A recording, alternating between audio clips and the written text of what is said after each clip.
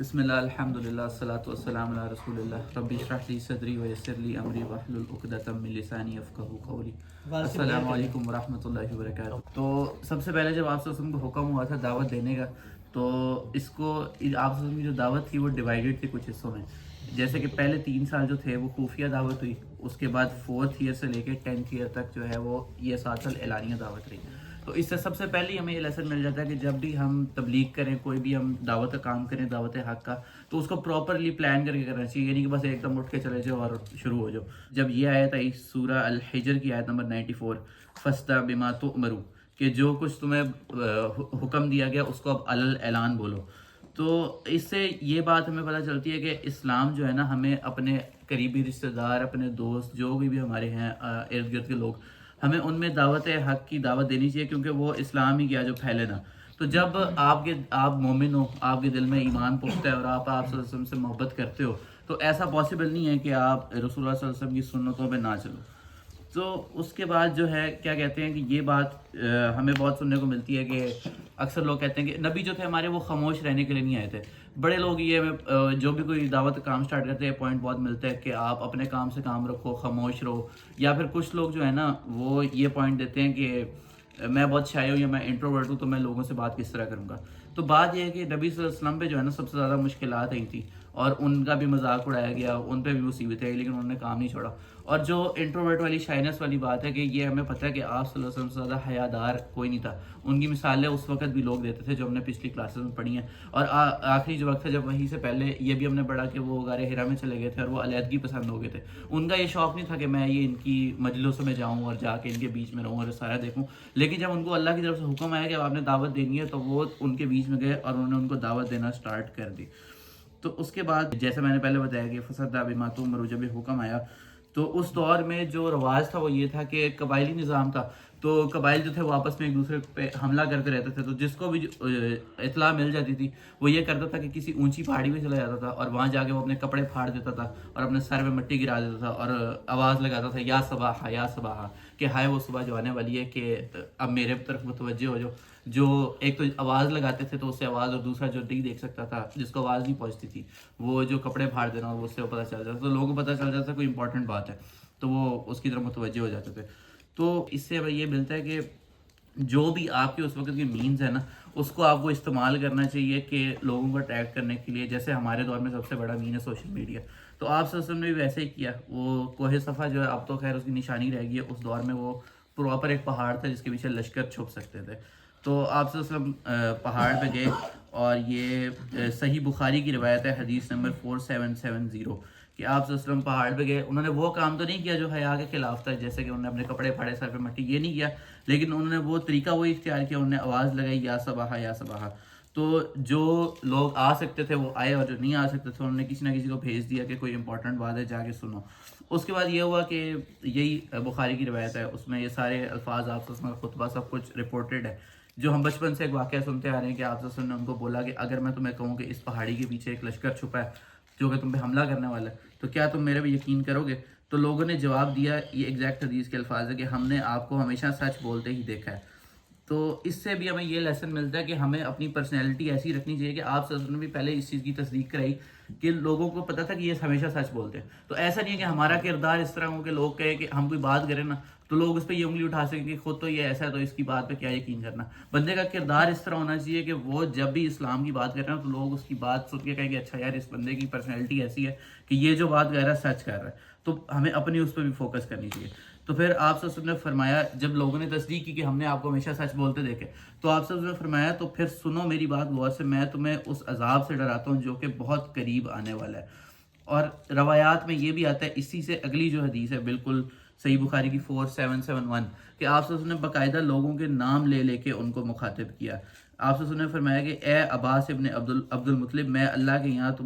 تمہیں کوئی فائدہ نہیں دے سکوں گا۔ اے صفیہ رسول اللہ صلی اللہ علیہ وسلم کی پھپھو، میں اللہ کے یہاں تمہارے کسی کام نہ آ سکوں گا۔ اے فاطمہ محمد کی بیٹی، میرے مال میں سے جو لینا لے لو، اللہ کے یہاں میں تمہیں کوئی فائدہ نہیں دے سکوں گا۔ اسی طرح صحیح مسلم کی روایت ہے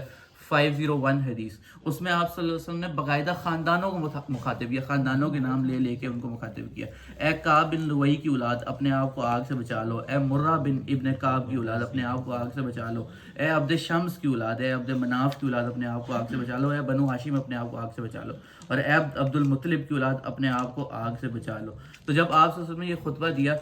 تو جو ہے کیا کہتے ہیں آپ صلی اللہ علیہ وسلم کے جو چچا تھا ابو لہب، اس نے فوراً وہاں پہ کہا تب لک یا محمد ھذا جماعتنا، کہ تم نے ہمیں اس کام کے لیے جمع کیا تھا، ہمیں تو لگا کہ کوئی بہت امپورٹنٹ بات ہوگی. اب یہاں پہ اسکالرز نے یہ لکھا کہ ابو لہب جو تھا نا وہ اس کی پرسنالٹی تھوڑی انفلوئنشل تھی، اور ابو لہب بھی اس کا نام اس لیے تھا کہ وہ ایک حسین شخص ہے، اصل نام اس کا عبد العزیٰ بن عبد المطلب تھا. تو اس کو ابو لہب اس وجہ سے کہا جاتا تھا، لہب کہتے ہیں شعلے کو، اس کی چہرے کی چمک اور اس کی وجہ سے. تو یہ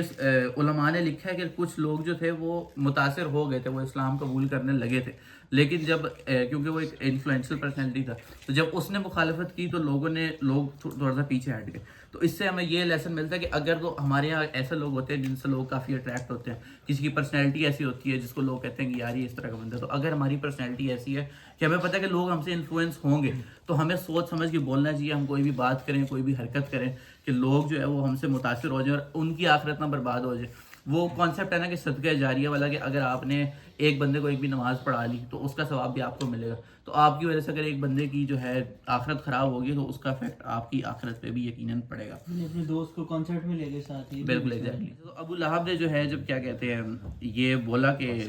تب اللہ کا، تو اللہ تعالیٰ کی آپ یہاں سے یہ چیک کریں کہ اللہ تعالیٰ کی غیرت اپنے نبی پہ کس طرح کی ہے کہ فوراً انہوں نے جو ہے یہ آیات نازل کر دی، تبت یدا ابی لہب وتب. ابو لہب نے کیا بولا تھا؟ تب لک. آپ صلی اللہ علیہ وسلم کو اللہ تعالیٰ نے اسی انداز میں جواب دیا کہ تبت یدا ابی لہب وتب، کہ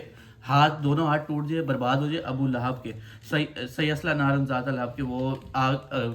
شعلے والی آگ میں داخل ہوگا، اس کا مال کسی کام نہیں آئے گا. اور وامرأتہ حمالۃ الحطب، کہ اس کی بیوی بھی جو ہے، کیونکہ یہ لکھا کہ ام جمیل جو اس کی بیوی تھی، اگر میں نام سے ہی لے رہا ہوں، تو وہ جو ہے ابو لہب سے بڑھ کے آپ صلی اللہ علیہ وسلم کی دشمن تھی. وہ ان کے جب وہ تہجد کے لیے اٹھا کرتے تھے تو ان کے راستے میں کانٹے بچھایا کرتی تھی اور باقاعدہ شعر و شاعری کیا کرتی تھی، ان کا نام بگاڑا کرتی تھی. تو اللہ تعالیٰ نے جو ہے ان دونوں کا ذکر اس میں کیا. اور یہ دیکھیں کہ علماء نے لکھا کہ جس طرح حضرت ابو بکر جو تھے نا کہ وہ بغیر کسی فوری طور پہ ہر حال میں اسلام کو سپورٹ کیا اور اسلام کو قبول کیا، تو ابو لہب وہ بدبخت تھا کہ اس نے بغیر تفکر تدبر کیے، بغیر سوچے سمجھے اس نے جو ہے اسلام کی مخالفت کی. اور اسی وجہ سے یہ قرآن میں اتنی سخت آیات جو ہے نا وہ اس کے لیے نازل نہیں. اور یہی قرآن کا اتنا بڑا معجزہ ہے کہ اللہ تعالیٰ نے اس کو، جیسے اشرا مبشرہ ہم نے پڑھے تھے پچھلی کلاس میں کہ ان کو اللہ تعالیٰ نے جو ہے جنت کی بشارت دی ہے، اسی طرح اس کو اللہ تعالیٰ نے جہنم کی بشارت دی. اب یہ چاہتا تو یہ کہہ سکتا تھا کہ اچھا اللہ تعالیٰ تمہارا رب کہہ رہا ہے کہ میں جو ہے جہنمی ہوں، میں اسلام قبول کرتا ہوں، اور یہ قرآن جھوٹا ثابت ہو گیا. لیکن یہی اللہ کا معجزہ کہ اللہ نے جو بات قرآن میں فرما دی ہے تو وہ اس پوری ہو کر ہی اس نے جو ہے کیا کہتے ہیں اسلام قبول نہیں کیا. اب اس سے یہ ہے کہ دین کی دشمنی میں نا ہمیں اتنا آگے نہیں نکل جانا چاہیے. کہ ابو لہب کا بیسک مسئلہ کیا تھا؟ اس کا مسئلہ یہی تھا کہ سرداری چلی جائے گی، مال اور جائیداد، یہ چیزیں، اس وجہ سے جو ہے نا مین جو اس کا مقصد وہی تھا جس وجہ سے وہ دشمنی میں اتنا آگے نکل گیا. تو ہمیں بھی یہ دیکھنا چاہیے کہ آج کل کے دور میں جیسے اگر کوئی وزیر ہے، کوئی ایم این اے، ایم پی ہے، کوئی بھی یا کسی بھی پوسٹ پہ بیٹھا ہے، تو اس کو یہ نہیں دیکھنا چاہیے کہ اگر جیسے ہمارے یہاں بلز پاس ہوتے ہیں، پچھلے سال یہ ٹرانسجنڈرزم کا ہوا تھا، LGBTQ کے اس پہ، تو اس پہ بندے صرف اس وجہ سے نہ آواز اٹھائیں گے ہماری سیٹ چلی جائے گی، ہمارا وہ چلا جائے گا، اس وجہ سے ہماری مخالفت ہوگی. تو دین پہ کم از کم یہ کہ اگر آپ دین کے لیے کام نہیں نہ کر سکتے تو اس طرح نہ کریں کہ آپ کا جو ہے نا وزن وہ دین کے خلاف والے پلڑے میں نہ آ جائے. کم از کم آپ اس معاملے میں خاموشی اختیار کر لیں. کہتے جب یہ آیات نازل ہوئی تب بچت ابی لہب ہو تب، تو اس کے بعد جو ہے اس نے اسلام کی دشمنی میں اتنا آگے نکل گیا تھا کہ اس نے جو ہے حکم دیا اپنے دونوں بیٹوں کو. اس کے جو دو بیٹے تھے عتبہ اور عتیبہ، عتبہ کے نکاح میں آپ صلی اللہ علیہ وسلم کی بیٹی حضرت رقیہ علیہ السلام تھی اور عتیبہ کے نکاح میں حضرت ام کلثوم تھی. تو اس نے کوشش کی کہ ہر طرح سے آپ صلی اللہ علیہ وسلم کو جو ہے تکلیف پہنچائی جائے. تو اس نے جو ہے کیا کہتے ہیں اپنے دونوں بیٹوں کو حکم دیا کہ جو ہے آپ ان کی بیٹیوں کو طلاق دے دیں. ایون یہ نہیں بلکہ حضرت زینب کے جو شوہر تھے جو کہ حضرت ختیجہ کے بھانجے تھے، حضرت نام میرے ذہن سے نکل گیا، ابو العاص غالباً نام تھا، ان کے پاس بھی گیا اور ان کو اس نے کہا کہ میں تم کسی بھی عورت سے کہو گے تو میں تمہارا نکاح اسے کرا دوں گا، لیکن تم حضرت زینب کو طلاق دے دو. انہوں نے تو خیر طلاق نہیں دی، بٹ اس نے تو اپنی طرف سے پوری کوشش کی. اب ہمیں یہاں سے یہ سیکھنا چاہیے کہ آپ صلی اللہ علیہ وسلم نے جو ہے نا اتنی مشکلیں، اتنی تکلیفیں کس کے لیے برداشت کی. ہمارے لیے صرف اس لیے انہیں تکلیف. اب آپ یہ سوچنا کہ انسان اپنی اولاد سے سب سے زیادہ محبت کرتا ہے. جب بیٹیوں کو طلاق ہوئی تو حضرت ختیجہ پہ کیا گزرا ہوگا, ان کا کردار یہاں پہ آپ دیکھیں, آپ صلی اللہ علیہ وسلم پہ کیا گزرا ہوگا. تو انہوں نے یہ ساری تکلیفیں اس لیے برداشت کی کہ اسلام ہم تک پہنچے. اب اسلام ہم تک پہنچے لیکن آپ صلی اللہ علیہ وسلم کی ہم دیکھتے نہیں کہ ہم کیا کر رہے ہیں. وہ ادھر انہوں نے تکلیفیں برداشت کی, ہم تک دین پہنچے, اور ہم جا کے سول فیسٹ پہ ناچ رہے ہیں. یہ ہم لوگ کر رہے ہیں. صحیح بات. اور یہ ہمیں دیکھنا چاہیے کہ آپ صلی اللہ علیہ وسلم جو بھی دین ہم تک پہنچایا ہے نا, ہم زندگی کے اپنے سارے کاموں میں اس قدر مصروف ہے کہ ہم نے کبھی سوچا ہی نہیں کہ ہم سارے کاموں میں سے 1 گھنٹہ نکال کے دین کو پڑھ لیں, آپ صلی اللہ علیہ وسلم کی سیرت کو پڑھ لیں, کہ وہ انہوں نے ہمارے لیے جو قربانیاں دی دین کو ہم تک پہنچانے کے لیے, کہ ہم 1 گھنٹہ نکال کے لیے ان کی اس کو پڑھ لیں. آپ یہاں پہ جس بندے سے بھی پوچھیں گے نا, کوئی یقیناً ایسا نہیں ہوگا جو کہے گا کہ مجھے آپ صلی اللہ علیہ وسلم سے محبت نہیں ہے. کسی مسلمان سے جا کے پوچھو, وہ کہے گا مجھے تو حضور صلی اللہ علیہ وسلم سے سب سے زیادہ محبت ہے. لیکن جب بات آتی ہے حضور صلی اللہ علیہ وسلم کے حکم ماننے پہ, جو بندہ ان کی سیرت پہ عمل کرتا ہے نا, اس کو ایکسٹریمسٹ, مولوی, ملا, یہ وہ اس طرح کے لفظ کہہ کے, یہ تو انکول ہے, سوسائٹی میں فٹ نہیں ہو رہا, اس کو اس طرح کے الفاظ کہہ کے جو ہے نا وہ کر دیا جاتا ہے. تو بات وہی آ گئی کہ محبت سب کو ہے آپ صلی اللہ علیہ وسلم سے, لیکن ان کے طریقوں پہ کوئی نہیں چلنا چاہتا. تو یہ آپ سب جو بیٹھے ہیں, یہ آپ لوگ اللہ کی نعمت اس کو سمجھیں اور اس پہ شکر ادا کیا کریں کہ آپ لوگ سیرت پڑھنے آئے ہیں یہاں پہ. ورنہ لوگوں کو تو مطلب بس وہی نامی کلامی مسلمان ہو گئے, محبت ہو گئی ہے وہ. اور صرف اتنا ہی نہیں کہ بس اچھا ہم نے پڑھ لی, یہاں کے سٹوری سن لی اور بس گھر جا کام ختم. اس سارے جو ہم پڑھ رہے ہیں